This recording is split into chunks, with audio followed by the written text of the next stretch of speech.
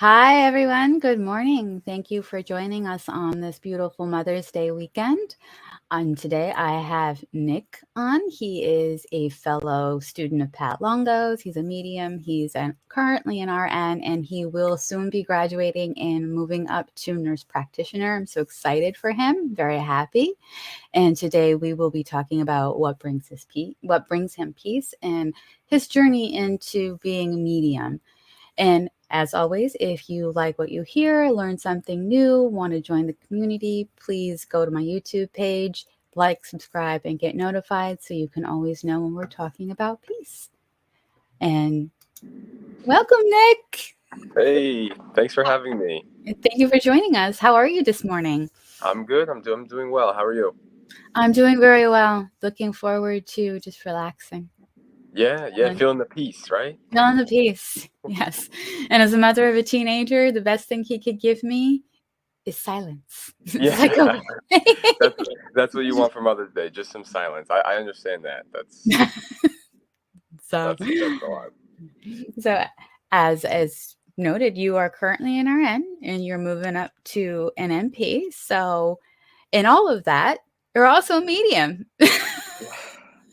Yeah, it just so happens that that's how it unfolded. I really never planned for it to be that way. I started Pats when I was 17 years old. I'm 29 now, so Oh um, wow. I Okay. never thought to be, in the medium world. I really was just finding Pat because my anxiety was crazy. I'm Right. not sure if you had those experiences too, but I did. And I didn't find yeah, Pat until my 30s, but I wow, started having anxiety and imaginary friends and stuff very early. As like yeah. when I was 9, my mom bought a house and it was a haunted house, and Oh gosh. it was a fun childhood. Oh my God.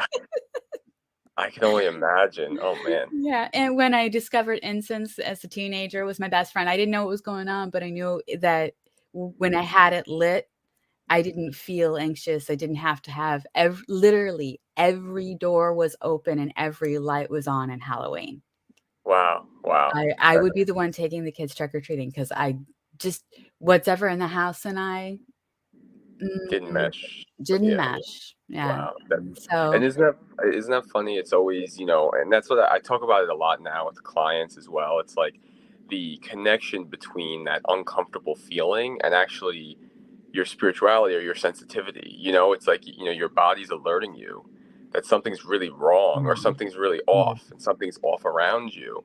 But, we just kind of think of it. I think a lot of people are conditioned to think, oh, I'm crazy, or oh, it's not real. I'm sure you had a lot of those Yeah, I had a lot of that thoughts. growing up. It was a godsend to meet Pat. It Oh, really yeah. was because I kinda knew, and I would, like, read Sonia Choquette, and I would read, Sylvia Brown, and I'm like, "Okay, this Uh, is all making sense to me, but what does it have to do with me?" And so when I finally met up with Pat, and she just looked at me after that very first healing and said, "You're not crazy, you're psychic." I'm like, "Light bulb moment." Yeah, no, and you know what, that's her catch slogan there, and I think it's so appropriate. And yeah, I always say I got so fortunate and lucky to find Pat at a young age, Yes, you and it was did. just because my I always tell people I feel like I didn't really have a childhood. It was all about anxiety and panic attacks and worrying. And once I found Pat and she taught me the surround, ground, and shield method and protecting my energy from the energy around me, it really changed. It changed my trajectory big time. And then the mediumship kind of just came along after, through sensitivities and opening up and whatnot. But that was the first thing at 17. I remember going to Pat's classes and just being so. I knew that I was home in a way. Yep. That feeling, like you get that. Funny enough, again, like I'll bring up the peace thing. I felt like an inner peace being there, and even though I was 17 and so young, I had no idea what was happening. I just knew I was in the right place. Right. You know. Now, when on your journey to finding Pat, was it you doing the searching, or was it a combination of you and your parents, or, just what were the steps to finding Pat? Yeah, yeah. No, I was very fortunate because my mom is a very spiritual person at baseline, and she she kept me, even though my anxiety was so intense, she kept me away from medication. We always kind of looked for more, traditional methods, in the sense of, like, I was in therapy since I could remember. I was in therapy probably since the third grade, and that always helped me. Having someone to talk to definitely helped me. It didn't hurt, but Right. nobody was really touching on, I think, the things that I needed to be touched on. And then so that was kind of the process, and things, especially through high school, were more or less getting worse.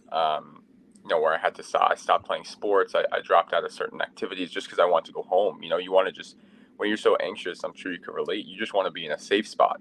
Yeah. You want to be, so I just wanted to be home. I just wanted to be home in my room, with the door closed and by myself. That was like my safe zone.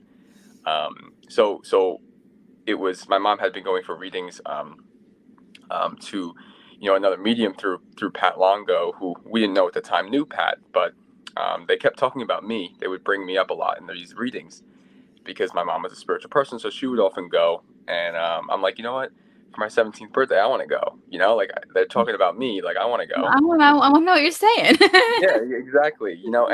Looking back, I'm like, wow, for 17, that's such a young age to, like, go for a reading and be read. But my mom was, I think, at that point, just kind of desperate herself, with me for answers. So she was like, whatever could help you.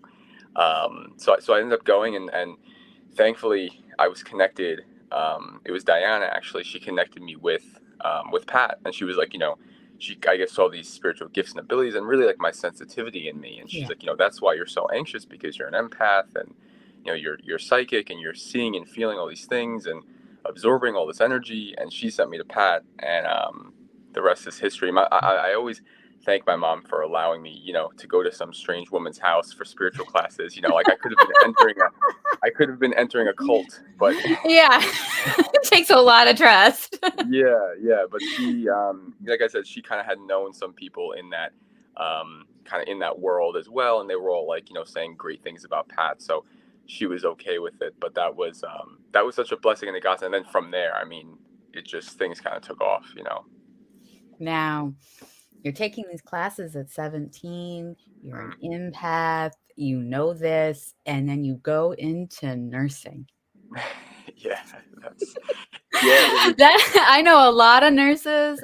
I'm a healer myself. I'm not a nurse, but when you go into that field, that's a lot. And it's a good thing you had the tools, because it is a lot when you're very sensitive. 100%. And it's funny you say it like that too, because I think you're right. It's making me think, like, I was so fortunate to have those tools at 17. By the time I entered nursing school, which was the following year, 18, 19, I had already, had those tools in place where I knew how to separate my energy from energy around me, so I wasn't absorbing so much. And yeah, I think if I didn't have those tools, I don't think I'd be able to do it and get to where I am. And then, of course, I wanted to do, just because I am who I am, I wanted to challenge myself as well. So I started working in ICU. So I've been, doing surgical trauma ICU for 6 years now. So Oh, wow. Okay. it's a lot of, you deal with a lot of death. You deal Yep. with a lot of happy stories too, but you kind of get the mix. And I don't know if that's, I guess it's kind of a little bit of I think spirit kind of put me in this place on purpose. Yeah, we are divine timing. We were planted where we're supposed to Right. be. I babysat for a NECU nurse growing up, and Oh. she has those wild hours. You have those wild hours, and then you flash forward to when I had my son. He was 7.5 weeks early and spent some time Oh, in the wow. NECU, and those nurses are a godsend. They walk you through, and it's like it's not an easy job, because you're dealing with the little ones. Yeah, that's something different, because even being, again, I work with adults, and even though, it also can be said, it's just a totally different thing when it's babies involved. Yeah. So, that is like, talk about dealing with emotions. I mean, that's what I think the toughest thing is. Funny. It's not always the emotions of the patients, but it's the emotions of the family members Yeah. that There's you a have lot to going deal with. on. And when someone now, do you feel because I know that I feel, and it used to freak me out because I was doing it since at a young age, Mm. that like if somebody in the family, even if they just passed from natural causes, I was afraid to go to sleep because I always tended to know when someone was going to pass, even if they were 10,000 miles away, 3,000 miles away. I Mm. remember I had a great grandmother pass. I went and took a nap. I got up and I was told she passed. I was afraid to go to sleep because every time I went to sleep, Wow. someone died. Oh no. That was good. So do That you was good feel correlation. yeah, it was like I'm 10, I don't wanna go to bed. Oh my god. Yeah. Between the house and and it's like Th- and everything else, I'm like, how I okay. made it through, I'm still not sure. Yeah. Um, Wow. but in your profession, your ICU, your patients, the family, the nurses, the fellow nurses, the doctors, that's a lot of energy. Do you seem to notice when someone's getting ready to transition? Yeah, so it's a that's a good question. I think I try and always separate the kind of spirit world from what I'm doing, you know, at the bedside in the ICU. I try because as you can imagine, if I It's walked intimacy. in there, yeah, if I walked in there, the hospital is such a crazy place. There's so many people in there, especially working at like a university hospital. There's so many people, so much going on. So if I was opened, if I had myself kind of opened, I think I would be crazy. So I try and keep a fine line balance. But what I like to do, especially I'm always sending healing light to the patients. That's always something. And you do that through action, through touch, through caring. So I always am doing that. I'm always engaged in healing, and I am. I have my Reiki certification, so I'll always try and do that. Even if it's just with my mind's eye. But I try and keep, you know, death out of like the equation. Like I'm like, all right, let me not see, these negative things. But then it's tough too because then kind of keeping one foot in science, one foot in the spiritual world. It's like then also I'm seeing you see the patients to compensate, and you kind of see them, start to kind of head towards that direction. Sometimes you can kind of see it coming, and I think that's when it's more or less I try and gauge it more like, okay, let's send that healing light, like let's send, and all with my mind's eye because I try and do it, Right. you know because you don't want to make a whole, I'm not going to have a seance at the bedside. Let's So it's like, that might get you into a little bit of right. hot water. Right. Exactly. Right. So it's all just doing it, and through therapeutic touch and caring and talking with family and just being there. So I think that's how I try best to balance it because it's such a balance. It's It's a such a, balance. and I think too that's with anyone who's into the spirit world, who does mediumship, psychic stuff, who's an empath, and then they're in their their real job, their day job. It's so hard to like balance and kind of because also you're surrounded by people who may be into it and people who may not be. It's like people who are That's that fine line, right. especially in medicine and in healing. So, Exactly. There's always somebody who's going to tell you that you're crazy, but then there's also somebody that's going to tell you that you're, amazing and helping them. It's like you get the full ends of the spectrum, and you just have to be open to who is on. Pat always says that everyone's on their own spiritual journey, and it's all, you know, you can't control it, right? no. So I'm always open to that. But yeah, work is an interesting place. I like I said, I really do try and keep it separate as best I can, just because I don't want to be, giving the patients a reading, at the bedside. No, It's, no, I just because it to me, it's interesting because there's a yeah, lot of nurses who are going through, like, they get burnt out or they get overwhelmed, and it's probably because they are empaths and they yeah, do get very involved in the job, and, like, when people it's like when they make that transition, and so it's like you can bring some peace to that through everything you just said. It's like, yes, you're keeping your spiritual side kind of on the back, but at the same time, when things like that come in, mm, you are a source of solace, you're a source of peace. yeah, that's a good point. And I think to again, yeah, it's like you're saying, it's like you're having that balance, you're finding that middle ground. I think because it is, yeah, difficult in a sense, and I think it goes for all nurses, not just myself. Where, like you said, it's like you're dealing with death and dying, and you could be 1 hour, you're kind of wrapping somebody up for the morgue, and then the next hour you have to help somebody, walk in the hallway or something. Like, so it's like you're on these extremes of the spectrum, and you just have to and you're supposed to just stay focused and do your job. That's what you're being paid to do. So it's like to just try and, I think, and for me, the best way I've found peace in that is to actually rely on my spiritual knowledge and do it all with my mind's eye, but just send the healing light, send the Reiki energy, surround the patients in white light, like all that kind of stuff. I find is helpful for me, brings me peace, and then hopefully brings the patient peace, when they need it. Right. That's perfect for my first question. What brings you peace, Nick?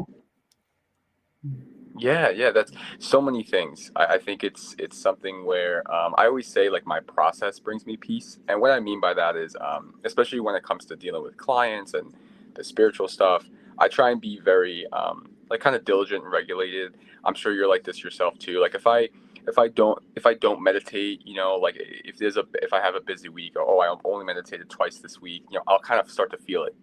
Yeah. I'll feel kind of foggy. I'll feel like I'm all over the place. I'm not grounded. So I always try and do my process. My process is my peace. So I'll do my protect, ground, and shield every day. Surround myself in white light. Ground myself. I have to do that, or else my anxiety will be off the charts. And then I'll try and always get a meditation in. When I'm doing clients, for psychic mediumship, I like to burn sage. I like to say a prayer for them, and then kind of welcome in their loved ones. So that's like my process. That's really, I try and be very, like I said, diligent with it. So that's kind of how, I'm sure you have your own processes as well. I feel like Yeah. everyone in the spiritual world, like you almost become a little type A about it, And I walked into Pat's type A, so yes, you are correct. Yeah, because you can't not be, because really, like, with the way I see it is, if and again, I'm sure it's the same for yourself. If I let myself fall off the wagon with the, just maybe not protecting myself, or not grounding myself, not meditating, we're so open and we're so sensitive. It really does. It's almost like a responsibility that you have to kind of uphold and kind of keep going. And I think that's people who struggle with finding peace. And I think people who don't feel inner peace, or maybe they feel chaotic. I think it's because they don't have a process. They don't have a diligent practice that they're kind of going after and keeping up with. And I think that all comes though. And again, I was very lucky. I was able to kind of learn myself early on. But I think that stuff kind of comes in self-discovery, and discovering, oh, I am empathic, I am psychic or a medium, and then going from there. Right, right. And I do believe that a process should really be in place. And so, just out of curiosity, for people who aren't necessarily on in the spiritual world and in the spiritual community like we are, and they're kind of on the fence, Mm. what do you think, in just out of curiosity again, would be a good process? Because I encourage people to meditate, go out into nature, walk, throw the kids out of the house, sit in the house in silence. Yeah, yeah, yeah. What do you think would be a good process for somebody who's kind of like, I just want Not into it. Yeah. No, that's a good question too. And like I was saying earlier, I think everybody's on a different path. I think, we are. you know, always always, I'll tell my clients, you always have to, because it's funny. I know you suggest people to meditate, and I'll say that too to my clients, and they look at me like I'm crazy. They're like, I can't sit still. Like, I can't, which is fine. And it is very difficult. It takes, kind of Yes. like years of practice. So I always kind of go with, like, I tell people, okay, there's active meditation and there's passive meditation, right? So the Right. passive meditation, sure, is like your deep breathing and your, kind of like, maybe a guided meditation. That's all passive, laying down, sitting in a, kind of like a yogi pose. And then, I tell a lot of people, I say, why don't you do more of an active meditation? I always tell people, you have to have a way to get the energy out. I always Yeah. explain energy. It's like an energetic, it's like plumbing. It comes in, this energy, especially, people who are sensitive, or, even people who are not in the spiritual community, but they are dealing with stress. They're dealing with their jobs and their husbands and their wives, and it's stressful. So that's energy that's coming in, and I say, look, it's like plumbing. You have to get the energy out somehow. So then I always suggest, doing like an active meditation. I said, why don't you do exercise, whatever, working out, going for a walk, Exactly. journaling. I consider that active, It is journaling. active. Yeah. Yeah, because you just have to. So I always explain. I say you just have to get the energy out. So for someone who just thinks I'm maybe crazy when I talk about the spirit world and whatnot, I always just say look, it's like energy is like it's like plumbing. You have to get the stress out. Because if you don't get it out, you'll end up getting sick. You'll end up kind of bottling it up, and that comes out in then unhealthy ways. Right. And I think that speaks to like people's addictions and their unhealthy habits. But I think there's always so I always talk about that a lot. I call it energetic plumbing. You just have I to. love that. I do love that. That's awesome. Yeah. I don't remember like where I picked it up or if I just kind of it just came to me, but that's how I see it really. It's like every day. I'm a big gym goer too. That's something I have to do to keep my energy, and I think Mhm. that also contributes to my peace. It kind of keeps my energy in line. And again, it's all about the plumbing. It's all about if I go in and I exert myself, I know I'll feel better. Just because I get all that stress out, I get all that built up, pent up energy out. You know. Absolutely. I agree. I try and go walking every morning. Yeah, it's Every perfect. morning. Yeah. Walking is such a nice thing too, I think, because a lot of clients of mine, like they enjoy the walking. It invites in a lot of it invites in peace, really. I mean, if you think about it, I was taught this years ago. While you're having a panic attack, or you're feeling like an excess energy, it's always you focus on your five senses, right? You focus on what you're seeing, what you're smelling, what you're hearing, like those type of things, what you're feeling. And I think walking kind of engages all of that. So it's like, yeah, you're walking, it's active, but then you can also kind of like, oh, I'm looking at the trees, I'm smelling the trees, I'm hearing the birds, like that type of stuff kind of brings you down to the present moment. Yep. And then it's impossible to worry about, oh, I have a deadline at work, I'm fighting with my friend, it brings you just down to that moment and that brings that peace. I find that helps a lot with people. I love that. And I'm on the same line there. Yeah. That definitely is anybody can do it. Yeah, it's like Anybody. and I think that that's something that if for any person, like again, like we said, somebody who even is even into the spiritual stuff, I think just having a process in the sense of okay, how am I going to get this energy out? I think they'll feel way more peace after getting the energy out than they did before. It's almost like your energy is chaotic and then it becomes calm, Yep. and that's where and people will like to be around you more too. Like, Just it's like saying. people will enjoy your company. People will I find it so funny. I'm sure you find this as well. People who are very who kind of have and of course there's uncontrollable circumstances in life where bad things happen to you, but I think people who kind of constantly always draw the negative into them or always have problems, they themselves, it's almost like they don't know themselves. It's like they themselves have this chaotic energy. Right. Like they themselves have this like crazy kind of out of control stuff going on. So that's where if you can kind of be more of a controlled person and know your energy, keep yourself in check, and keep yourself in peace, I think it draws the positivity back in. Yeah, I agree. Yeah. So, and continuing that, how do you bring peace to others, Nick? Yeah. Wow. I always I guess through nursing, definitely. I think I try my best that way, as we talked about already. I know we touched on that already, but I guess through the psychic mediumship, which has been such an awesome journey. It's kind of taken me to places I didn't even realize that I would go. Reading people, I always say it is like the psychic ability or the mediumship. It's like it's an art of healing. It's a form of healing. So Yeah. whether it be connecting someone with a past loved one or even just kind of giving somebody validation. I'm sure you know this too. It's like sometimes people go for readings and it's really just like I'm saying things that they already know. It's like they just want the validation. So even that's a form of healing, and I think it's so cool that more and more people are into the readings and into going to psychic mediums and just different forms of almost like a therapy. It's like a Yeah. different form of healing.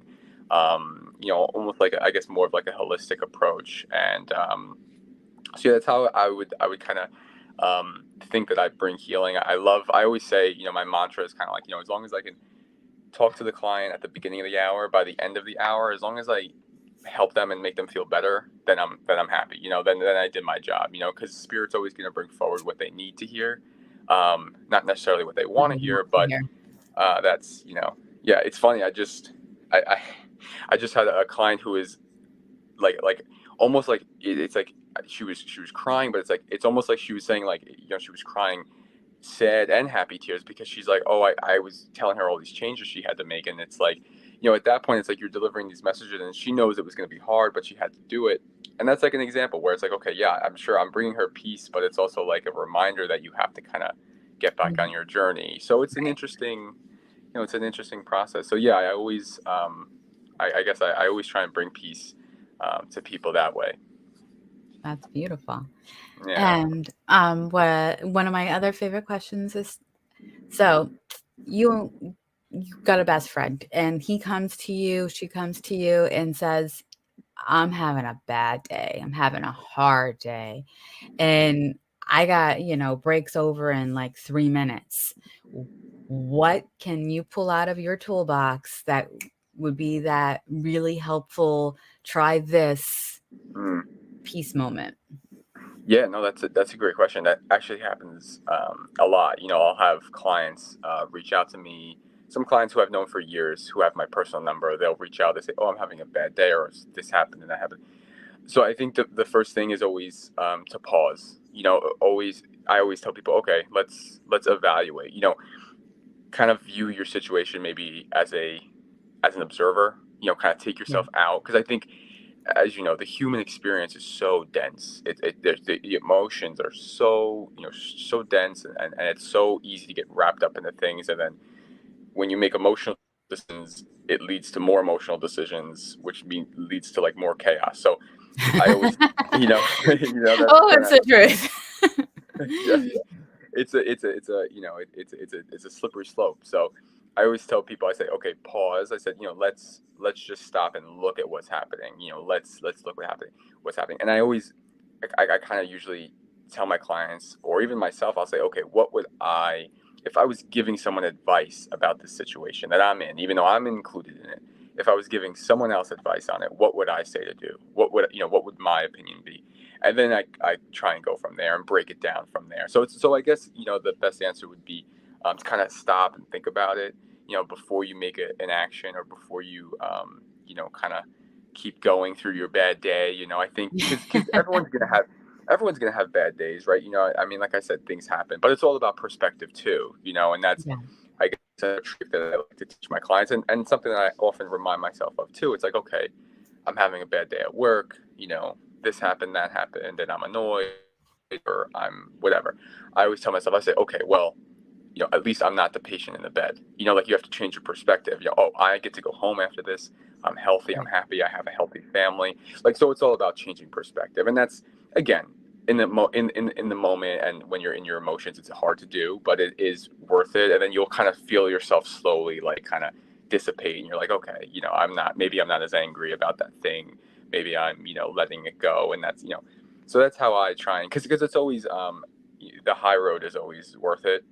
It's because, again, your positive actions lead to more positive actions.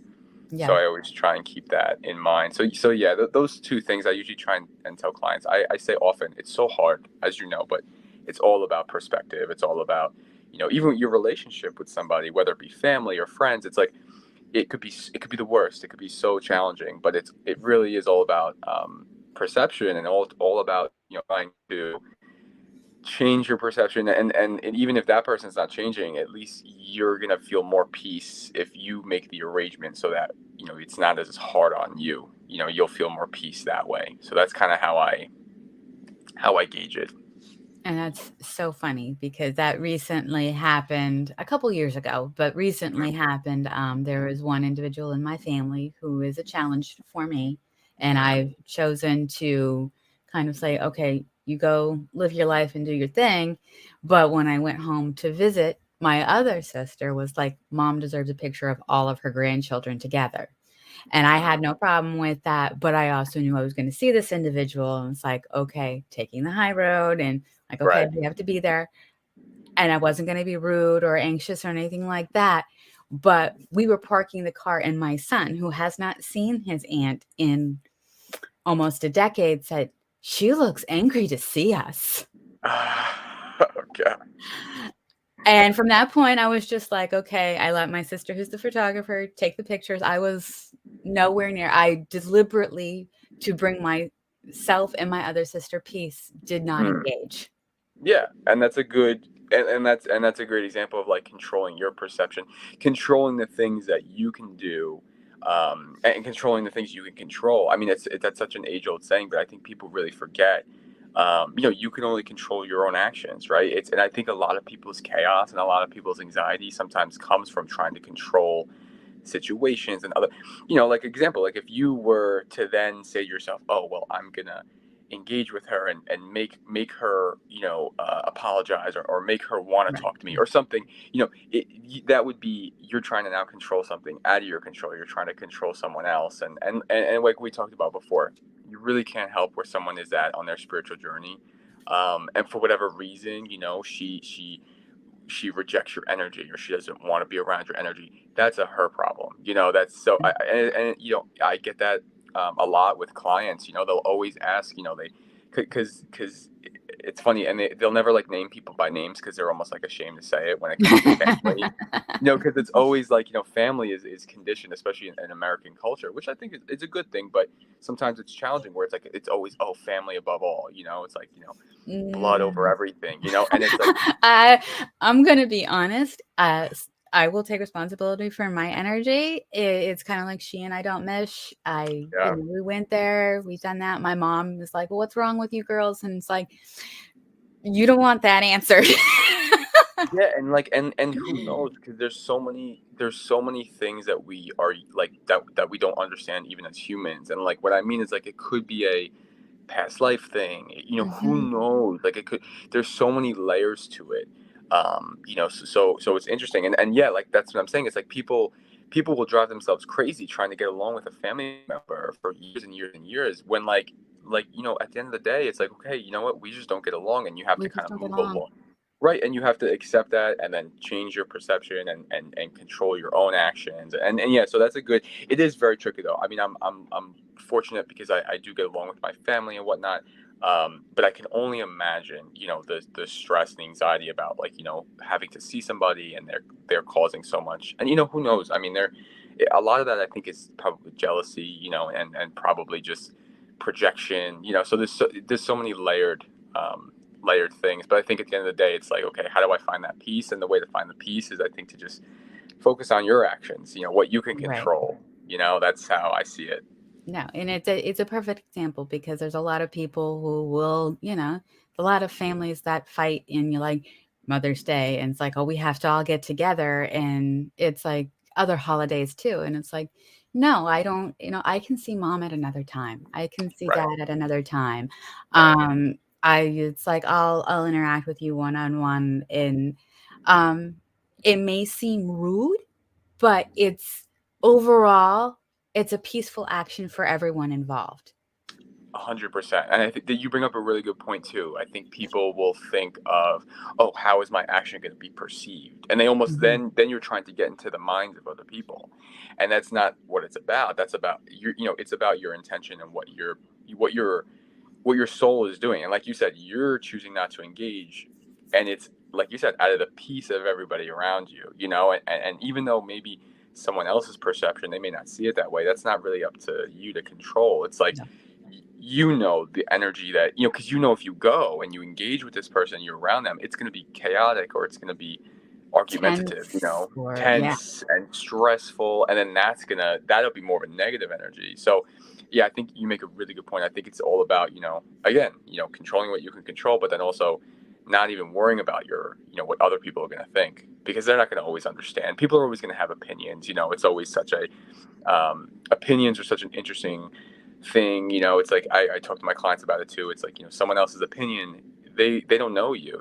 Like they're living their own lives, and people are kind of inherently selfish, and they worry about Mhm. themselves, what's happening in their life, and they don't really care about you. I mean, they care about their idea of you, but I love that you know statement. They care about their idea of you. Yes, yeah, because it's absolutely. their perception, right? It's like, it's their perception, and these are even things that I had to accept through my life. I I still have struggle. to it's ego. Oh You yeah, still have to accept that, and sometimes that's a challenge because we're gonna be honest here, the ego says, I don't want it to be me. And when we take a Yeah. step back, yeah, okay. Yeah, no, exactly. That's so well put. It's so true. Because again, it's almost like an imposter syndrome too.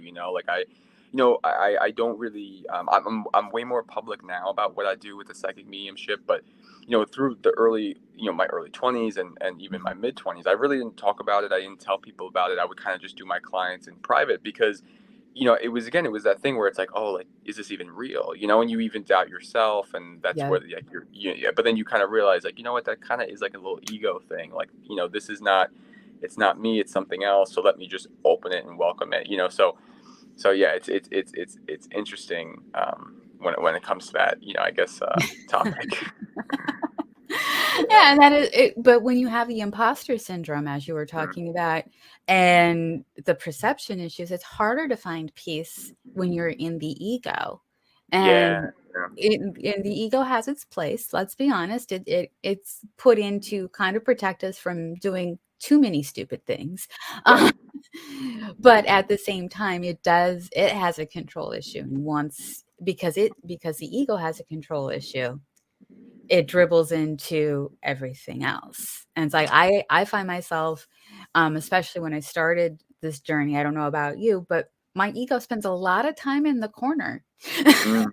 And it's like, you Yeah. people stand over there and observe. Go be the wallflower that we normally are at parties. Yeah, that's funny. And and that takes practice too. I think it's funny. Um I think, Pat is, being like I always say, being a Pat certified trained medium, she wants you to read a certain way and kind of be a certain way. And I think, that was learning how to put aside my ego in the sense that, like, hey, it's not about me. Like, it's not about, like, Yeah, oh, I'm sitting across from you and I'm going to read you and I'm so worried about, oh, what are you going to think about me? Are you going to think I'm good? Or are you going to it has right. nothing to do, It has that's so nothing to that's do with that at and I all. really and I really think that people get better in the spiritual world when they learn, like, oh, hey, this is just, you're just a conduit, you're just a messenger. You kind of have to Yeah. totally remove your ego from the equation. And that's kind of how I see that. And yeah, it takes practice, and it even took me, because of course you're so worried. You're like, oh, are they going to think I'm crazy? Are they going to listen to me? Are they, and then you have to realize, oh, you know what, the healthy thing is, this is not me. Put my ego to the side, and only, kind of, you have to tap Mhm. on the ego when you need it, but not all the time. Not, yeah, not constant. And in addition to Pat, I've had a couple other teachers reiterate, and my favorite one was Kim when she said, "You're the mailman. You don't Yeah. care about what they say or how they see you, or Mm. if like they don't want to hear that message. You're the mailman. You're just delivering the mail. If you're delivering a bill, That's a take good it point. and run. Here you go. Goodbye." That's It's a like, very, I love and that. that and what Pat was always said, but that is one that has stuck with me, and even Lorraine has said that in Yeah. a way. You're just the mailman.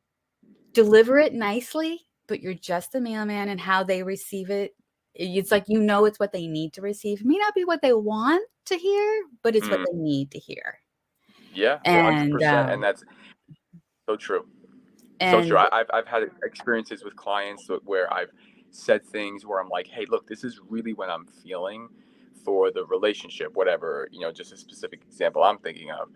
Your relationship, I'm seeing this is how I'm reading the energy, and this is what I think this person's doing behind your back.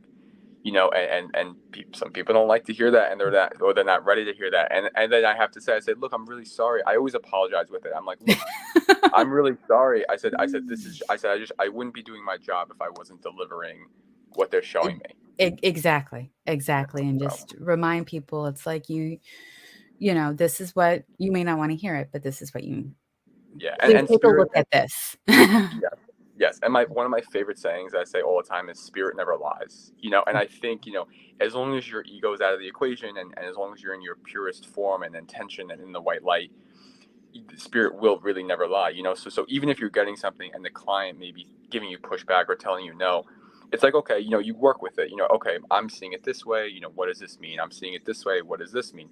So it's always working with it, but just knowing and having faith and trusting it allows me kind of, I guess, to let my ego go easier when I kind of say, okay, spirit's never going to lie. There's always going to be a message within the message. Let Yeah. me just deliver it. So just believing and trusting, which is, again, very, very hard. Marianne DeMarco talks about that in her In your books. But book. Yeah. yes, trusting is extremely difficult, but that's such an important thing to do. Absolutely. Yeah. And I don't know about you, but when I deliver the messages, whether they're, received well or not, it brings a sense of peace, because even when the sitter leaves, when the person leaves, I know that I have given them something, and at the end, you'll get messages back from them like, you were right, or, Yeah. oh, thank you for this, or you put me at ease. And that brings me peace, because I was like, okay, I did my job and I did it well, and they're happier. Of course, 100%, and that's the best. I think when clients reach out and they give validation and they say, or even if you just have a conversation with a friend and because I always say to people, giving people advice, that's a spiritual gift too. Being Mhm. able to listen to somebody and give feedback is a gift, and I think. So any type of validation, yes, definitely, I couldn't agree more. It gives me so much peace because it gives me validation in the trusting part. Like I'm like, okay, I trusted in spirit and it worked out, and this person feels better, and they feel and they feel happier, therefore I'm happy. As long as the client's happy, then I'm happy. And it's funny because Exactly. yeah, and that's why I think and when that happens, I think that just takes time, but I think when that happens enough, you build up that trust with spirit, and you're like, oh, okay, this is real. I'm not crazy. This is actually real and happening, and what I am hearing and seeing, I have to actually say, because it is for the client, and it works out for the client. Also, what you resist persists. Oh yeah, that's a big one too. That's very Like, it's like, I yeah. see you're not telling them this. Let me remind you to tell them this. Yeah, right. It's so funny. I have like a little thing going in my mind when I read a client. If I tend to read people fast. Mhm. I see things like a movie reel, and so I'm kind of just picking out the pieces. And if something is brought up to me 3 times in a reading, then I have to say it. Say Like, it. and Yep. sometimes I'll just forget, or maybe it's not the right time to say it, or whatever. But if I see it brought up consistently, if spirit consistently brings it Let me up, bring it up. I'm like, okay, you got my attention now. I have to say it. So Right. and that's all. And that's all. It's. I've been using the term a lot, like psychic muscle. And that's all like strengthening your psychic muscle. That's all about like just practice makes perfect, and like anything else, it's like like again, I compare it to like the gym. It's like the more you do readings, the more you meditate, the more you go for your walks, and Right. that type of stuff is going to build your psychic muscle, and you'll get better at what it is you're trying to do. And you'll get more peaceful. Yeah, and you'll get more peaceful. 100%. That's all. It's so exciting and nice because there's so many different avenues for peace, and just depending on who you are, what you like to do, it's you can kind of find your. Because what I find the most too, I'm sure, that's probably the whole reason why you started this podcast is people neglect themselves. They really they put themselves on the back burner. They think that them feeling peace is almost like a weakness, or almost like they don't deserve it, or Yeah. it's all about everyone else in their life. And I think that's like the worst thing you can do, because people have to realize, as long as you are in your highest form of self, feeling peace, then you can give everybody else Else what they peace. It, deserve it, to. it Right. vibrates out. Yes. So Wonderful. Thank you, Nick. I appreciate you coming on today. yeah, of course. Anything you want to share? Shout out to mom. Yeah, yeah, right. Shout out to mom. Thank you for having me on. It was such a fun, awesome conversation. I am on TikTok. It's under Nick Spiritual. Maybe I'll put some clips of this on there, and then I'm also on Instagram as well. So All right. find me there. Yeah. Great. All right. Thank you, Nick. Thank you, everybody, for joining us this morning. Have a wonderful Mother's Day, and we will see you next time. Yes. Happy Mother's Day. Bye.